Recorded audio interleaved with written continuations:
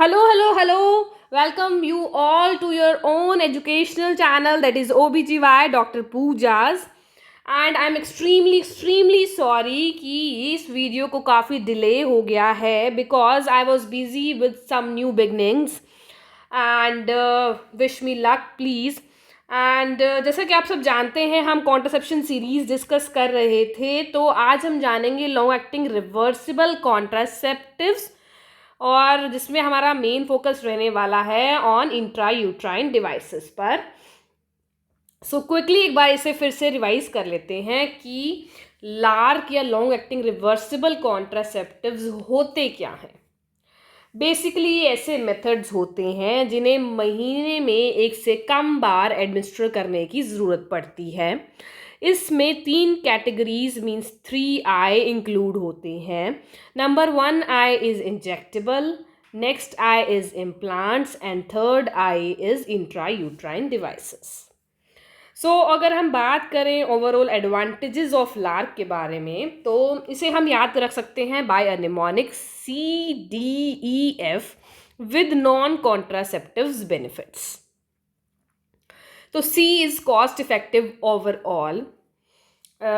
Initially जब हम इसे परचेज़ करते हैं, फॉर एग्जांपल अगर हम मायरीना ही परचेज़ करते हैं तो वो हमें अराउंड 3500 कॉस्ट करती है, पर उसकी कॉस्ट और ड्यूरेशन ऑफ एक्शन को अगर हम कंपेयर करें तो ये मेथड्स जो हैं ओवरऑल हमारे लिए कॉस्ट इफ़ेक्टिव रहते हैं। डी इज़ इसमें डेली अटेंशन की ज़रूरत नहीं पड़ती है और ना ही ये इंटरकोर्स को अफेक्ट करते हैं। ई इज़ इनके कोई भी ईस्ट्रोजेनिक साइड इफ़ेक्ट्स नहीं होते हैं, इसलिए ये सेफ होते हैं इन ABCD। मीन्स ए इज़ ये ऑल एज मतलब किसी भी एज में प्रिस्क्राइब किए जा सकते हैं। बी इज़ ब्रेस्ट फीडिंग या लैक्टेटिंग फीमेल को भी ये दिए जा सकते हैं क्योंकि ये मिल्क प्रोडक्शन को बिल्कुल भी अफेक्ट नहीं करते हैं। सी इज़ ये chances of Venus thromboembolism, strokes and most important is our endometrial and epithelial ovarian cancer के chances को भी कम करते हैं। D is ये डायबिटिक, ओबीज, हाइपरटेंसिव एंड थ्रोम्बोफीलिया जैसी फीमेल को भी प्रिस्क्राइब किए जा सकते हैं। तो निमोनिक था CDEF। F means fertility return. इसका मतलब ये है कि जब हम इन मेथड्स को यूज़ करना बंद करते हैं तो जिस फीमेल को कंसीव करने की इच्छा होती है तो वो इमीडिएट या तुरंत कंसीव कर सकती है, but with one exception that is DMPA। इसके यूज़ के बंद करने के कम से कम 1 या 1.5 साल बाद ही फीमेल कंसीव कर सकती है। Last is our non contraceptive benefits, जो कि बहुत इंपॉर्टेंट क्वेश्चन पूछा जाता है। तो जो ये बेनिफिट्स होते हैं ये प्रोजेस्टेरोन की वजह से होते हैं और इससे हम याद रख सकते हैं by a mnemonic fed up, जिसमें रहेगा FEDAP। तो F इज़ फाइब्रॉयड, इसके अंदर ये साइज, ब्लीडिंग एंड डिस्मेनोरिया को भी कम करते हैं। E इज़ एंडोमेट्रियोसिस एंड इसमें तो ये कहा जाता है कि DMPA जो होता है वो ल्यूप्रोलाइट जैसा काम करता है। Then D is dysfunctional uterine bleeding, इसके अंदर वो डिस्मेनोरिया एंड मेनोरेजिया को कम करते हैं। मीन्स जो पीरियड के दौरान होने वाला पेन है और ब्लीडिंग है उसको कम करते हैं, जिसकी वजह से आयरन डेफिशिएंसी एनीमिया में इम्प्रूवमेंट होता है। थर्ड इज़ ये पेरीमीनोपोजल फीमेल, मीन्स जो फीमेल है वो मीनोपोज की एज के आसपास होती हैं, उनके अंदर भी बेनिफिट होते करते हैं। उनके अंदर ये हैवी मेंस्ट्रुअल ब्लीडिंग और वेजोमोटर सिम्टम्स को डिक्रीज करते हैं। A is adenomyosis and P is pelvic inflammatory diseases के चांसेस को भी ये कम करते हैं क्योंकि ये सर्वाइकल म्यूकस जो है उसको थिक कर देते हैं, जिसकी वजह से जो इन्फेक्शंस हैं वो ऊपर तक असेंड नहीं कर पाते हैं, ऊपर तक नहीं पहुंच पाते हैं और PID के चांसेस कम हो जाते हैं। तो advantages were CDEF with non contraceptive benefits. बात करते हैं इसके डिसएडवांटेजेस की, तो ये भी सिमिलर प्रोजेस्टेरोन ओनली पिल जैसे होते हैं जो कि हम डिस्कस कर चुके हैं।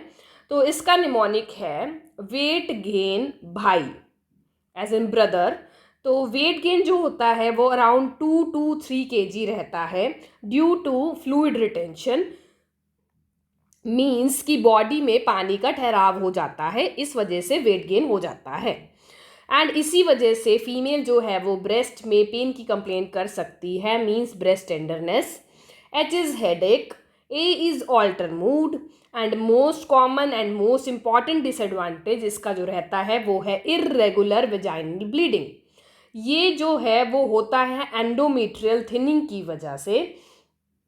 इसके अंदर जो फीमेल है वो कंप्लेन कर सकती है इर्रेगुलर ब्लीडिंग की, या एब्सेंस ऑफ मेंसेस जिसे हम एमेनोरिया बोलते हैं, या स्पॉटिंग की।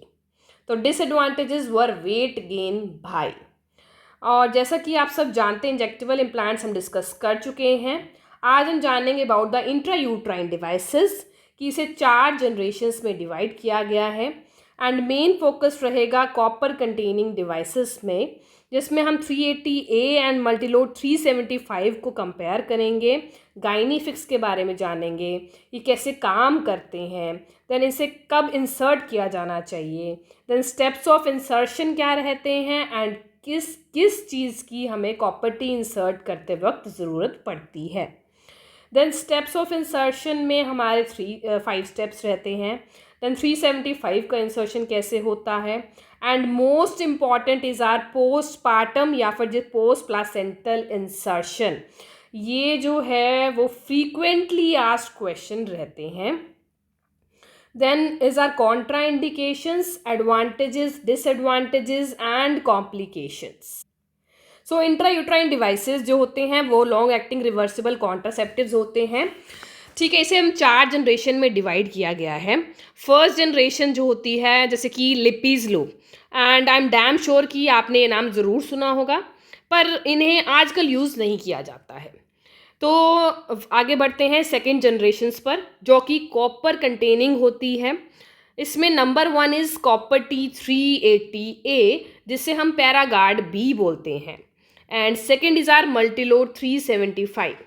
ये दोनों कॉपर डिवाइसेस जो होते हैं ये गवर्नमेंट ऑफ इंडिया की तरफ से बिल्कुल फ्री अवेलेबल होते हैं। देन थर्ड जनरेशन जो होती है वो हार्मोन रिलीज करती है।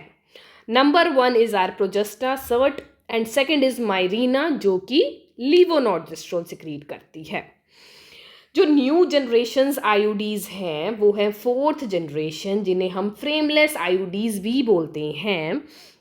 Number 1 is our copper containing, example is Gynefix, and second is levonorgestrel containing, example are Fibroplant, Lilita and Skyla। और हम आज बात करने वाले हैं सिर्फ और सिर्फ कॉपर कंटेनिंग डिवाइसेस के बारे में। तो जैसा कि हमने देखा इसे second generation and 4th generations में इंक्लूड होती हैं। Second generation copper T 380A जिसे पैरागार्ड भी बोलते हैं, and Multiload 375। 4th generation is our new IUDs, जिसमें एग्जाम्पल है गाइनीफिक्स जो कि फ्रेमलेस होती हैं। तो इन्हें फ्रेमलेस क्यों कहा जाता है? जैसे कि आप इस इमेज में देख पा रहे हो, इस कॉपर टी का कोई भी फ्रेम नहीं है, मीन्स कि ये एक धागे से 5 to 6 बीड्स अटैच हैं, और इसी धागे को हमें एंडोमेट्रियम के अंदर एंकर करना होता है। बट ये मेथड जो है वो इंडिया में अभी पॉपुलर नहीं है। तो मेन फोकस हमारा कॉपर टी 380A एंड 375 के बीच में कंपैरिजन रहेगा। तो सबसे पहले हम डिस्कस कर लेते हैं about the parts of copper T. So इसके 4 पार्ट्स होते हैं। Number 1 is arms. जो कॉपर टी 380 है इसके अंदर आर्म्स जो हैं वो हॉरिजॉन्टल रहती हैं, एंड 375 के अंदर आर्म्स जो हैं वो फ्लेक्सिबल होती हैं, एंड उसमें फिन्स प्रेजेंट होते हैं, जिसकी वजह से 375 का एक्सपल्शन रेट 380 से कम रहता है। Second part is our limb. इसके अंदर कॉपर के साथ साथ बेरियम सल्फेट भी होता है, जो कि कॉपर टी को रेडियो ओपेक बनाता है, जिससे हम कॉपर टी को रिमूवल के दौरान आइडेंटिफाई कर सकते हैं। थर्ड पार्ट, ये राउंड सा स्ट्रक्चर, इसे हम बॉल बोलते हैं। ये जो है जब कॉपर टी इंसर्ट करते हैं तो परफोरेशन से प्रिवेंट करता है। फोर्थ पार्ट जो है ये थ्रेड्स होती हैं। सो अब डिस्कस कर लेते हैं कॉपर T380A के नाम को। Means copper is copper containing devices, T means T shape of copper T। Then 380 means total copper surface area जो है वो 380 मिलीमीटर स्क्वायर रहता है, जो कि बनता है 3333 on each arms and 314 on limbs. तो इन तीनों वैल्यूज़ को अगर हम ऐड करते हैं तो वो इक्वल होता है 380 millimetre square. Then A is copper जो होता है वो लिम्स के साथ साथ आर्म्स में भी प्रेजेंट होता है, बट मल्टीलोड 375 में कॉपर सिर्फ और सिर्फ लिम्स पर होता है एंड वो भी 375 मिलीमीटर स्क्वायर का एरिया कवर करता है। सो हम बात करते हैं प्रोटेक्शन की। तो कॉपर T380 में लास्ट में 0 होता है, तो इसको हम ऐसे याद कर सकते हैं कि ये 10 ईयर्स के लिए प्रोटेक्शन देता है। एंड 375 में लास्ट में 5 होता है, तो ये 5 ईयर्स के लिए हमें प्रोटेक्शन देता है। पर अगर दोनों का ग्रेस पीरियड देखा जाए तो वो 10 ईयर्स रहता है। सो ये था हमारा कंपैरिजन। बात करते हैं मैकेनिज्म ऑफ एक्शन के बारे में। तो इसके दो मेन मैकेनिज्म होते हैं। नंबर 1 जो मेन और मोस्ट इम्पॉर्टेंट है वो है फर्टिलाइजेशन का इनिबिशन। इसमें कॉपर जो होता है वो प्रोस्टाग्लैंडिन्स और साइटोकाइंस रिलीज करता है, जो कि स्पर्म की मोटिलिटी को कम करता है, मीन स्पीड को कम करता है, और एग के लिए भी हानिकारक होता है, गैमेटोटॉक्सिक होता है, जिसकी वजह से जाइगोट या ब्लास्टोसिस्ट नहीं बन पाता। Second is inhibition of implantation. Copper T जो है वो एंडोमेट्रियम में लोकल इन्फ्लामेशन करता है, जिसकी वजह से अगर जाइगोट बन भी जाए तो वो इम्प्लांट नहीं हो सकता। सो नेक्स्ट क्वेश्चन जो हमारा बनता है, क्या कॉपर टी जो है वो ओव्यूलेशन को अफेक्ट करता है? तो इसका आंसर रहेगा नहीं, कॉपर टी ओव्यूलेशन को अफेक्ट नहीं करता, क्योंकि ये लोकल इफेक्ट प्रोड्यूस करता है और ये नॉन हार्मोनल होता है। मीन्स ये हार्मोन तो सिक्रीट करते ही नहीं। अब हम बात कर लेते हैं एफिकेसी की। तो विद परफेक्ट यूज़ अगर इसका किया जाए तो उसका एफिकेसी रेट रहता है 0.6 एंड टिपिकल यूज़ के साथ इसका एफिकेसी रहता है 0.8। अब हम बात करते हैं टाइमिंग ऑफ इंसर्शन के बारे में। तो इसे मैंने 4 कैटेगरीज में डिवाइड किया है। Number 1 is normal menstruating female. So इसका बेस्ट डे अगर इंसर्शन का पूछा जाए तो वो रहेगा बेस्ट इज डे 2 या फिर डे 3 ऑफ मेंसेस। सो अगर मेंसेस शुरू होने के 5 दिन के अंदर अंदर कॉपर टी इंसर्ट किया जाता है तो कोई भी बैकअप या फिर दूसरे कॉन्ट्रासेप्टिव का साथ में यूज़ करने की ज़रूरत नहीं पड़ती है। पर अगर मेंसेस शुरू होने के 5 दिन बाद इसे इंसर्ट किया जाता है तो 7 डेज़ हमें बैकअप दूसरे कॉन्ट्रासेप्टिव मेथड्स को यूज़ करने का एडवाइस दिया जाता है। Second category is postpartum female. इसे फर्दर 3 सब कैटेगरीज में मैंने डिवाइड किया है। Number 1 is post placental insertion. Means कि प्लासेंटा एक्सपल होने के विदिन 10 मिनट्स हमें कॉपर टी इंसर्ट करनी होती है, चाहे आफ्टर वो नॉर्मल वेजाइनल डिलीवरी हो या फिर caesarean section. Pre discharge means 48 hours of delivery के अंदर अंदर। Interval insertion means after 6 weeks of delivery के 6 हफ्ते बाद। So third category is post bottle female. इसमें जिस फीमेल का अबॉर्शन हुआ है उसमें इमीडिएट से लेके 7 डेज ऑफ अबॉर्शन तक हमें इसे इंसर्ट कर सकते हैं, जिसमें हमें बैकअप की ज़रूरत नहीं होती है। बट अगर हम 7 डेज ऑफ अबॉर्शन के बाद इसे इंसर्ट करते हैं तो हमें 7 डेज बैकअप की ज़रूरत मीन्स कि दूसरे कॉन्ट्रासेप्टिव मेथड को साथ में यूज़ करने की एडवाइस दी जाती है। Then fourth is most important question, that is कि कॉपर टी को इमरजेंसी कॉन्ट्रासेप्टिव की तरह यूज़ किया जा सकता है या नहीं? तो इसका आंसर रहता है हाँ, हम कॉपर टी को इमरजेंसी कॉन्ट्रासेप्टिव की तरह यूज़ कर सकते हैं विदिन 5 डेज और 120 आवर्स ऑफ अनप्रोटेक्टेड इंटरकोर्स के। सो ये हमारे थे टाइमिंग ऑफ इंसर्शन। अब हम आगे बढ़ते हैं with the steps of insertion, जिसमें हमें दो टेक्निक्स का खास ध्यान रखना है। Number 1 is no touch technique, means कि कॉपर टी को हमें डायरेक्टली टच नहीं करना चाहिए। देन विड्रॉल टेक्निक मीन्स कि कॉपर टी इंसर्शन के दौरान ना हमें कुछ पुश करना है ना पुल करना है, जस्ट जेंटली हमें विड्रॉ करना होता है। सो इसे हम याद कर सकते हैं by the mnemonic ABCDE, means ask the patient about history. B is bimanual examination with empty bladder. इसमें हमें पर स्पेकुलम एंड पर विजाइनल एग्जामिनेशन करना बहुत ज़्यादा ज़रूरी होता है ताकि हम कोई भी कॉन्ट्रा इंडिकेशन को एक्सक्लूड कर सकें। Then C is written consent, जो है वो मस्ट है। D is drugs. तो हम कॉपर टी इंसर्शन से हाफ एन आवर बिफोर कोई भी पेन किलर पेशेंट को एडवाइस कर सकते हैं। एंड नेक्स्ट क्वेश्चन जो बनता है कि कॉपर टी इंसर्शन के पहले या बाद में एंटीबायोटिक का नीड रहता है या नहीं, तो आंसर है no need of antibiotics. Then E is explain the procedure, protocols and follow up.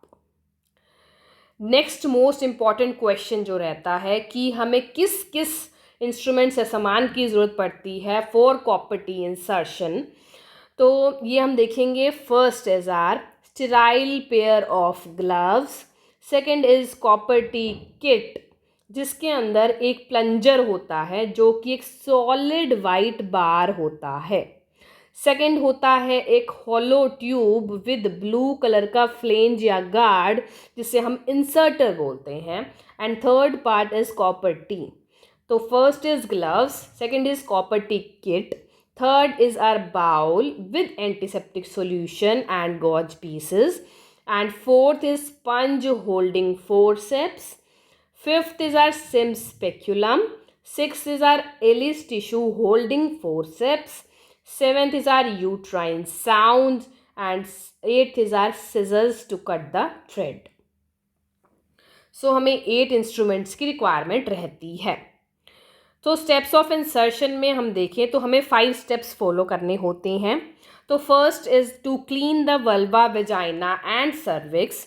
तो इसके लिए पेशेंट को हमें लिथोटमी पोजीशन पर विद द पेशेंट बटक्स जो हैं वो एज ऑफ द टेबल पर होने चाहिए।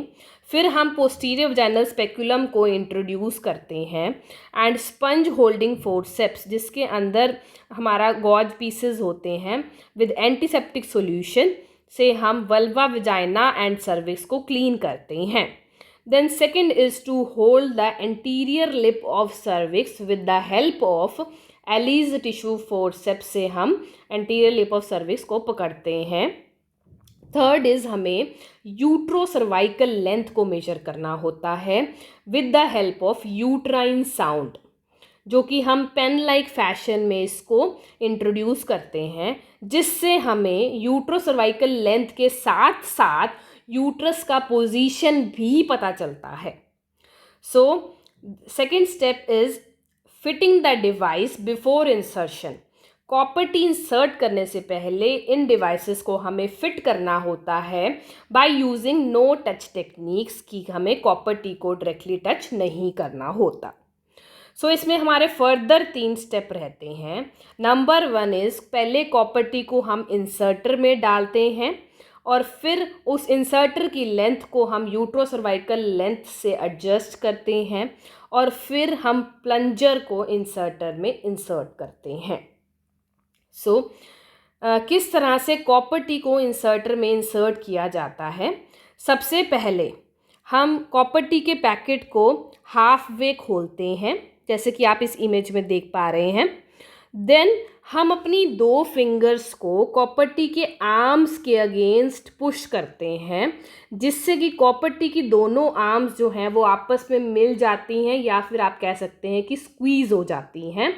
और स्क्वीज़ होने पर हम जो ट्यूब है उसे पुल करते हैं और फिर जब वो स्क्वीज़ हो जाती है तो ट्यूब को हम स्क्वीज़ कॉपर टी आर्म्स पे दोबारा से पुश कर देते हैं, जिससे कि कॉपर टी की स्क्वीज्ड आर्म्स जो हैं वो ट्यूब के अंदर हो जाती हैं। तो इस तरह से हम कॉपर टी को इंसर्टर में इंसर्ट करते हैं। सेकंड, फिर हम इंसर्टर जो है उसकी यूट्रोसर्वाइकल लेंथ से एडजस्ट करते हैं। फॉर एग्जांपल, अगर हमारा यूट्रोसर्वाइकल लेंथ 8 सेंटीमीटर आ जाता है, तो जो ब्लू कलर का गेज या फिर फ्लेंज होता है उसे हम इस कार्ड के 8 सेंटीमीटर पर रखते हैं और गोज को होल्ड करके हम ट्यूब को मूव करते हैं एंड तक, जहाँ तक आईयूडी जो हमें पिक्चर्स में दिखाई हुई है वहाँ तक उसे हम मूव करते हैं। तो इस वजह से हमारा जो इंसर्टर है उसका लेंथ जो है वो एडजस्ट हो जाता है। थर्ड स्टेप इज़ हमें दूसरी साइड से प्लंजर को इंसर्टर के अंदर इंसर्ट करना होता है। तो इसमें हमें आईयूडी जो है उसको एक तरफ से होल्ड करना होता है एंड जो सॉलिड वाइट बार जिसे हम प्लंजर बोलते हैं उसे दूसरी साइड से इंसर्ट करना होता है टिल द कॉपर टी के फर्स्ट एंड से वो मिल जाए। तो इस तरह से हम डिवाइस को फिट करते हैं। तो थर्ड स्टेप हमारा रहता है कि कॉपर टी को यूट्रस के अंदर लोड कैसे करते हैं। तो इसको हम यूट्राइन कैविटी के अंदर इंट्रोड्यूस करते हैं और प्लंजर को हल्का सा एक धक्का देते हैं, जिसकी वजह से जो कॉपर टी की आपस में मिली हुई आर्म्स या स्क्वीज्ड आर्म्स हैं वो खुल जाती हैं, वापस अपना शेप ले लेती हैं, जैसे कि आप इमेज में देख पा रहे हैं। देन हमारा फोर्थ रहता है विड्रॉल टेक्निक। इसके अंदर हम प्लंजर एंड इंसर्टर दोनों को जेंटली विड्रॉ करते हैं। फिफ्थ हमारा रहता है ट्रिमिंग ऑफ थ्रेड। हमें एक्सटर्नल ऑस के बाहर सिर्फ 2 to 3 सेंटीमीटर थ्रेड को छोड़ के बाकी थ्रेड जो है वो कट कर लेना होता है एंड ये इसका मेन पर्पस रहता है ताकि फीमेल जो है वो इसे फील करती रहे। एंड सेकंड इज़ कि अगर हमें जब इसे रिमूव करना हो तो हम थ्रेड आइडेंटिफाई करके उसे कैच करके रिमूव कर सकें। सो एक बार फिर से हम कॉपर टी के स्टेप्स के इंसर्शन को हम रिवाइज कर लेते हैं। इसमें था हमारा कि हमें सबसे पहले वल्वा विजाइना सर्विक्स क्लीन करना है, एंटीरियर लिप ऑफ सर्विक्स को होल्ड करना है, यूट्रोसर्वाइकल लेंथ को मेजर करने के बाद डिवाइस को फिट करना है बिफोर इंसर्शन। तो इसमें हम यूज़ करते हैं नो टच टेक्निक। सबसे पहले हम कॉपर टी को इंसर्टर में डालते हैं, फिर उस इंसर्टर की लेंथ को हम यूट्रोसर्वाइकल लेंथ से मैच करते हैं, फिर हम दूसरी साइड से प्लंजर को इंसर्टर के अंदर डालते हैं। देन थर्ड स्टेप इज़ इस डिवाइस को हम यूट्रस के अंदर लोड करते हैं और विड्रॉल टेक्निक से प्लंजर इंसर्टर को विड्रॉ करते हैं and then trimming of thread. तो 375 मल्टीलोड का इंसर्शन भी सेम रहता है, पर उसके अंदर जो है वो प्लंजर नहीं होता है, बाकी सारे स्टेप्स जो हैं वो एज इट इज़ 380 की तरह ही होते हैं। Then most important is our postpartum insertion, that is post placental insertion. तो ये गवर्नमेंट ऑफ इंडिया की तरफ से हाईली रिकमेंडेड है क्योंकि इसके बहुत सारे एडवांटेजेस होते हैं। जैसा कि नंबर 1 इज़ सेम टेबल पर सेम टाइमिंग जहाँ पेशेंट की डिलीवरी हुई है वहाँ हम इसे इंसर्ट कर सकते हैं एंड बिफोर डिस्चार्ज हम इसे इंसर्ट कर सकते हैं और ताकि पेशेंट को दोबारा विज़िट ना करनी पड़े या फिर पेशेंट दोबारा विज़िट ना करे तो कोई दिक्कत नहीं है। Then third is postpartum insertion जो है बहुत आसान रहता है और सेफ़ भी होता है क्योंकि इस टाइम सर्विक्स का माउथ है वो ओपन रहता है एंड सेफ़ इसलिए होता है क्योंकि अभी प्रेगनेंसी हुई है तो हमें कोई डाउट भी नहीं रहता है। देन फोर्थ इज़ ये ब्रेस्ट मिल्क जो प्रोडक्शन है उसको बिल्कुल भी अफेक्ट नहीं करते हैं। फिफ्थ इज़ इस दौरान परफोरेशन का रिस्क भी बहुत कम रहता है और ये बर्थ स्पेसिंग और लॉन्ग एक्टिंग रिवर्सिबल कॉन्ट्रासेप्टिव्स तो होते ही हैं, पर एज़ यू नो एडवांटेजेस के साथ डिसएडवांटेजेस तो होते ही हैं। पर डिसएडवांटेज हमारा रहता है कि इस दौरान मैक्सिमम एक्सपल्शन रेट होता है एंड रीज़न भी वही रहता है कि सर्विक्स जो है उसका माउथ जो है वो ओपन रहता है एंड आप कह सकते हैं कि यूट्रस का साइज़ भी बहुत बड़ा होता है। एंड सेकेंड इज़ इसके लिए स्पेशल ट्रेनिंग की भी ज़रूरत पड़ती है। बात करें अगर हम कॉन्ट्रा इंडिकेशन के बारे में तो पोस्टपार्टम PPIUCD का इंसर्शन जो है तो उसका absolute contraindication is P4 means premature rupture of membrane को 18 घंटे से ज़्यादा हो गए हों प्रेगनेंसी के दौरान, या पेशेंट को PPH हुआ हो, या पोस्ट सेप्टिक अबॉर्शन हुआ हो, या परप्यूरल सेप्सिस में हो, तो इस दौरान कॉपर टी को बिल्कुल भी इंसर्ट नहीं किया जाना चाहिए। देन रिलेटिव कॉन्ट्राइंडिकेशंस आर कि प्रॉम को 18 आवर से कम हुआ हो, पोस्टपार्टम पीरियड में 48 आवर से ज़्यादा एंड 6 वीक्स से कम, chorioamnionitis and HIV, these are relative contraindications.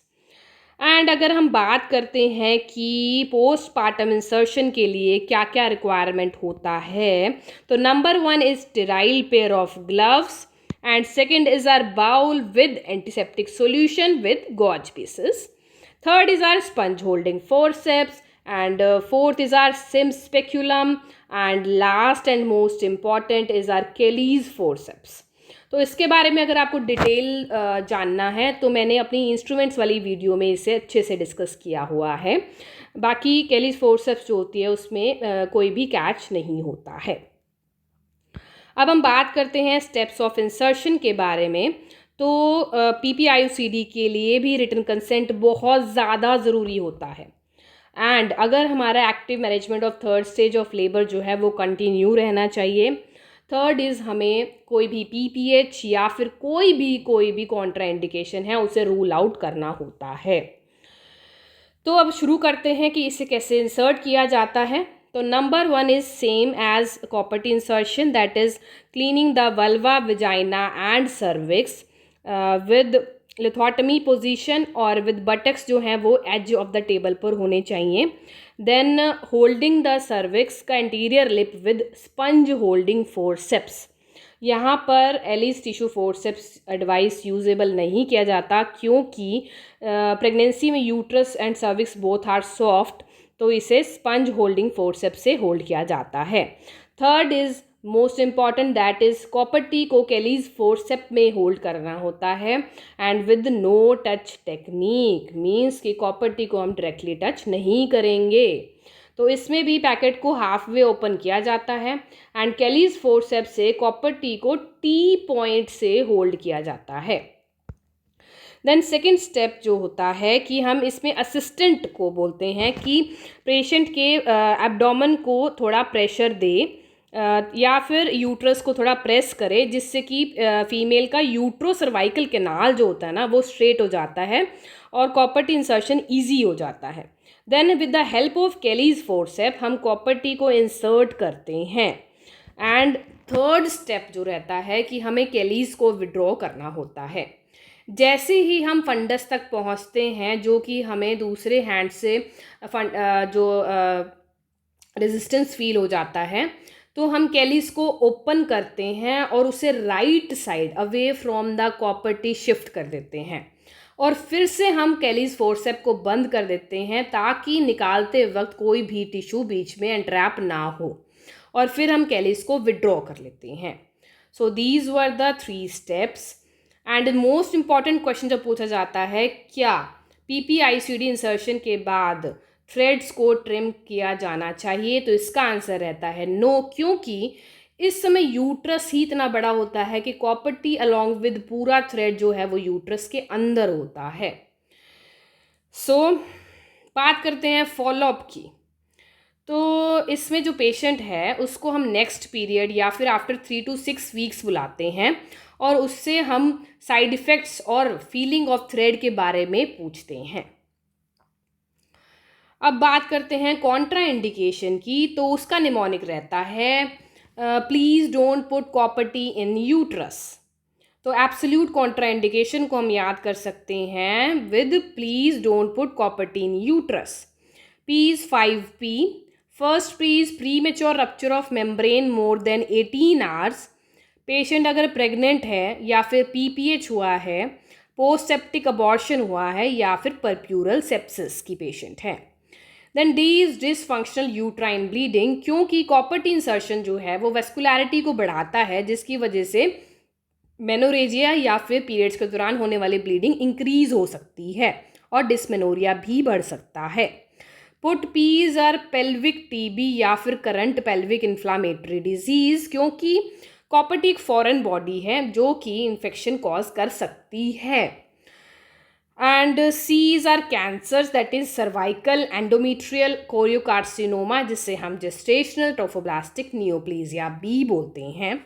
Then U is unexplained vaginal bleeding और एनी यूट्राइन अनोमली और फाइब्रॉयड, क्योंकि जब फाइब्रॉयड एनॉमली होगा तो कॉपर्टी जो है वो यूट्राइन कैविटी में अच्छे से फिट नहीं हो पाती है। So relative contraindications are premature of rupture less than 18 hours, postpartum more than 48 to less than 6 weeks, chorioamnitis, HIV, ovarian cancers and severe thrombocytopenia. But एक क्वेश्चन ये बनता है कि पास्ट हिस्ट्री है अगर pelvic inflammatory disease and ectopic pregnancy की, तो वो कॉन्ट्रा इंडिकेटेड नहीं होती है, उस फीमेल में हम इसे डाल सकते हैं। तो contraindications are please don't put copper T in uterus. Advantage और डिसएडवांटेज की बात की जाए तो एडवांटेजेस, ये एक लॉन्ग एक्टिंग रिवर्सिबल कॉन्ट्रासेप्टिव होता है। इसे इंसर्ट करने से पहले सिर्फ एक टाइम पेशेंट को या फीमेल को मोटिवेट करने की ज़रूरत पड़ती है। इसकी एफिकेसी भी इम्प्लांट्स और स्टरलाइजेशन जैसी ही होती है, और ना ही ये इंटरकोर्स को अफेक्ट करते हैं, ना ही कोई इनके सिस्टमिक साइड इफ़ेक्ट्स होते हैं, और ना ही ये ब्रेस्ट फीडिंग को अफेक्ट या फिर लैक्टेशन जो है उसका मिल्क प्रोडक्शन को अफेक्ट करते हैं। कॉपर्टी जो होता है वो ectopic as well as intrauterine दोनों प्रेगनेंसीज के चांसेस को कम करता है। बट अगर कॉपर्टी के साथ प्रेगनेंसी हो जाती है, या फिर हम कह सकते हैं कि कॉपर्टी अगर फेल हो जाती है, तो एक्टोपिक प्रेगनेंसी के चांसेस बहुत ज़्यादा बढ़ जाते हैं। तो next most important question is non contraceptive benefits of copper T किस में रहते हैं? इन एशरमैन सिंड्रोम। ये एक ऐसा सिंड्रोम होता है जिसमें यूट्रस के अंदर एडेशंस बन जाते हैं, और जिसमें एडेशंस तोड़ने के बाद हम कॉपर्टी इंसर्ट करते हैं ताकि एडेशंस फिर से ना बने। सो डिसएडवांटेजेस आर, इसे इंसर्ट करने के लिए एक हेल्थ वर्कर की ज़रूरत पड़ती है, और इसके इंसर्शन के बाद कॉम्प्लिकेशन हो सकती है। इंसर्शन जो है वो पेनफुल हो सकता है, और इसका इंसर्शन जो है हमें सेक्सुअली ट्रांसमिटेड डिजीज़ से प्रोटेक्शन नहीं प्रोवाइड करता। तो इससे क्वेश्चन बनता है कि क्या सेक्स वर्कर्स या फिर जो फीमेल जो हैं सेक्सुअल ट्रांसमिशन ऑफ डिजीज़ के हाई रिस्क पे होती हैं, क्या उसमें कॉपर्टी कॉन्ट्रा इंडिकेटेड होती है? तो आंसर रहेगा no, copper T is not contraindicated, but वो प्रेफर की जाती हैं कि कॉपर्टी के साथ कॉन्डम भी यूज़ किया जाए। So moving on to complications, इसको हम याद कर सकते हैं by a mnemonic, that is bleeding 4 PM device. तो bleeding is most common complication रहता है, and second most common complication हमारा रहता है पेन। ब्लीडिंग जो है बहुत हैवी हो सकती है और बहुत लंबी प्रोलॉन्ग चल सकती है। रीज़न ये रहता है कि कॉपर्टी जो है वो प्लाज्मिनोजन को एक्टिवेट करती है, जिससे कि क्लॉटिंग नहीं हो पाती, एंड सेकेंड वो यूट्राइन वस्कुलैरिटी को बढ़ाती है, ब्लीडिंग जिसकी वजह से इंक्रीज़ होती है। तो इसे हम किसी भी NSAID से ट्रीट कर सकते हैं। देन 4P में नंबर 1P इज़ पेन, जो कि most common cause for removal होता है। तो यहाँ पे हमारे 2 क्वेश्चन बनते हैं।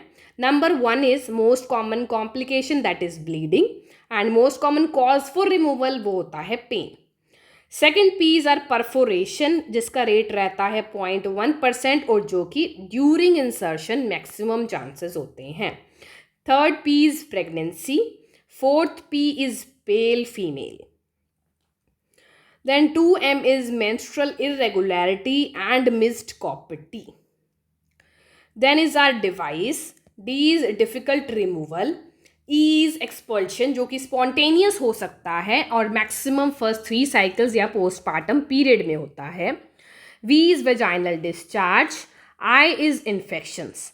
वैसे तो इन्फेक्शन होता ही नहीं है, इसलिए रूटीन एंटीबायोटिक नहीं दिए जाते हैं, पर अगर इन्फेक्शन होता है तो मोस्ट कॉमन एक्टिनोमाइसिस रहता है, जो कि within first 21 days of insertion होता है मेनली, एंड इसको हम सिम्टोमेटिक या फिर पेनिसिलिन बेस्ड एंटीबायोटिक से ट्रीट कर सकते हैं. Then C's are colic and E's are ectopic pregnancy के चांसेस बढ़ जाते हैं अगर फेलियर ऑफ कॉपर टी रहता है. सो कॉम्प्लिकेशंस वर ब्लीडिंग 4 PM डिवाइस. अब हम बात कर लेते हैं कुछ एग्जाम्पल्स की. तो अगर फीमेल जो है उसको कॉपर टी इंसर्ट हुआ है एंड पेशेंट जो है वो मिस्ड कॉपर टी के साथ आती है, तो उसके कारण क्या हो सकते हैं. नंबर 1 इज़ या फिर जो उसका थ्रेड है वो रोल हो गया है अंदर या फिर वो टूट गया है. सेकेंड इज़ कॉपर टी जो है वो एब्डोमेन में परफोरेट कर गई है. थर्ड इज़ कॉपर टी जो है वो एक्सपेल आउट हो गई है. तो इस फीमेल में सबसे पहले हम पर स्पेक्यूलम एग्जामिनेशन करेंगे और उसका यूपीटी टेस्ट करेंगे. अगर थ्रेड बाहर आ जाती हैं तो ठीक है, पर अगर थ्रेड बाहर नहीं आती हैं तो फीमेल को हम investigation of choice that is USG pelvis advice करते हैं, जिसके अंदर फर्दर 2 कंडीशंस हो सकती हैं. अगर हमें कॉपर टी यूट्रस के अंदर दिखती है और फीमेल जो है उसे रिमूव नहीं कराना चाहती, तो हम फीमेल को रीएश्योर करते हैं कि कॉपर टी यूट्रस के अंदर ही है. पर अगर फीमेल जो है उसे वो रिमूव कराना चाहती है तो इसमें हम लॉन्ग आर्टरी फोर्सेप्स यूज़ करते हैं. सेकेंड इज़ शिरोडकर हुक भी यूज़ कर सकते हैं आफ्टर सर्वाइकल डायलिटेशन. पर अगर इन दोनों मेथड से भी कॉपर टी रिमूव नहीं हो रही है तो हमें गोल्ड स्टैंडर्ड मेथड जो कि hysteroscopic guided copper T removal करना पड़ता है. सो सेकेंड कंडीशन क्या है कि कॉपर टी अगर हमें यूट्रस में नहीं दिख रही है तो हम फीमेल को X-ray abdomen and pelvis advice करते हैं. कॉपर टी अगर हमें पेल्विस में नहीं दिखती है मीन्स कि कॉपर टी बाहर निकल चुकी है, एक्सपेल आउट हो चुकी है. पर अगर कॉपर टी हमें पेल्विस में दिखती है तो लैप्रोस्कोपिकली हम कॉपर टी को रिमूव कर सकते हैं. So this was with our missed copper T. But अगर फीमेल जो है वो कॉपर टी के साथ प्रेग्नेंट हो जाती है तब भी हम फीमेल को यूएसजी पेल्विस एडवाइस करते हैं. जैसे कि आप देख पा रहे हो इस इमेज के अंदर एक जेस्टेशनल सैक दिख रहा है, यूट्रस के अंदर एक कॉपर टी भी दिख रही है. सो अगर प्रेगनेंसी जो है वो डिज़ायर्ड है, फीमेल प्रेगनेंसी रखना चाहती है, तो उसमें अगर कॉपर टी हमें सर्विक्स में दिख रही है तो हमें उसको हम रिमूव कर सकते हैं. आफ्टर काउंसलिंग की रिस्क ऑफ अबॉर्शन रिमूवल के दौरान इंक्रीज हो सकता है. बट अगर कॉपर टी हमें सर्विक्स के ऊपर दिख रही है तो उसे हम रिमूव नहीं करते हैं. प्लस फीमेल को काउंसिल किया जाता है about the high risk of abortion, premature rupture of membrane, pre term labour pain and infection. तो नेक्स्ट मोस्ट इम्पॉर्टेंट क्वेश्चन क्या है कि कॉपर टी जो है वो फीटस में कंजेनाइटल मैलफॉर्मेशंस के चांसेस को इंक्रीज नहीं करती है. Means copper T and fetus अगर बोथ यूट्रस में है तो कंजेनाइटल मैलफॉर्मेशन के चांसेस इंक्रीज नहीं होते हैं. Second is are copper T अगर हमें यूट्रस में नहीं दिखती है तो फीमेल को एडवाइस किया जाता है कि वो प्रेगनेंसी कंटिन्यू कर सकती है. एंड आफ्टर डिलीवरी फीमेल को हम एक्सरे एब्डोमेन एंड पेल्विस को एडवाइस करते हैं.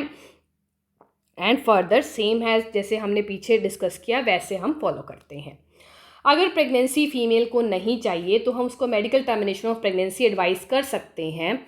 सर्जिकल मेथड में हम कॉपर टी को सेम टाइम एज अबॉर्शन कर सकते हैं रिमूव. एंड मेडिकल अबॉर्शन में कॉपर टी को निकालने के बाद हम उसे मीफी एंड मीज़ो प्रिस्क्राइब कर सकते हैं. So this was as our example. And now my last and humble request to all of you is to save the water. Please पानी को वाइजली बहुत ध्यान से और बहुत कम, जितना कम हो सके उतना यूज़ करें और वेस्ट कम से कम होने दें. एंड 1% कॉन्ट्रीब्यूशन भी बहुत बड़ा होगा. So please please please I request you all कि पानी को कम से कम वेस्ट करें. सो मैं इसे एक बार फिर से क्विकली आपके लिए समराइज कर देती हूँ. इंट्रा यूट्राइन डिवाइसेस 4 जनरेशन्स में डिवाइडेड होती हैं. सेकेंड जनरेशन में हमारी कॉपर कंटेनिंग डिवाइसेस आती हैं.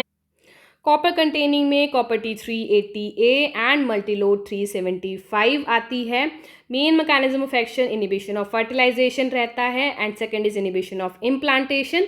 ये ओव्यूलेशन को अफेक्ट नहीं करती हैं। नॉर्मल मेंस्ट्रुएटिंग फीमेल के अंदर बेस्ट डे इज़ डे 2 से डे 3 ऑफ मेंसेस रहता है।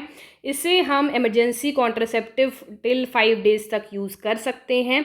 स्टेप्स ऑफ इंसर्शन में no touch technique and withdrawal technique का यूज़ करना चाहिए with the mnemonic ABCDE and 6 instruments की हमें इसमें रिक्वायरमेंट 8 इंस्ट्रूमेंट्स की हमें रिक्वायरमेंट रहती है। स्टेप्स ऑफ इंसर्शन में हमें 5 स्टेप्स फॉलो करने होते हैं। सबसे पहले वल्वा वजाइना सर्विक्स क्लीन करने के बाद hold the anterior lip of cervix and measure the uterocervical length. Second is our fit the device before insertion, and third is our loaded in the uterus, and fourth is withdrawal technique and then trimming of thread. Then आता है हमारा postpartum insertion जो कि PPIUCD that is highly recommended by Government of India. And इसका steps of insertion भी same रहता है। इसमें cleaning the vulva vagina cervix, holding the cervix with sponge holding forceps and then copper T in Kelly's forceps and then insertion and then withdrawal of Kelly's and इसमें threads trim नहीं किए जाते हैं। Contra indications में हम इसे याद कर सकते हैं the absolute contraindication mnemonic रहेगा, please don't put copper T in uterus. And then complications का निमोनिक रहेगा bleeding 4 PM device. So guys, this was my video on copper T and hope you like my videos and please do comment ताकि मैं अपनी videos को further और improve कर सकूँ। Thank you so much.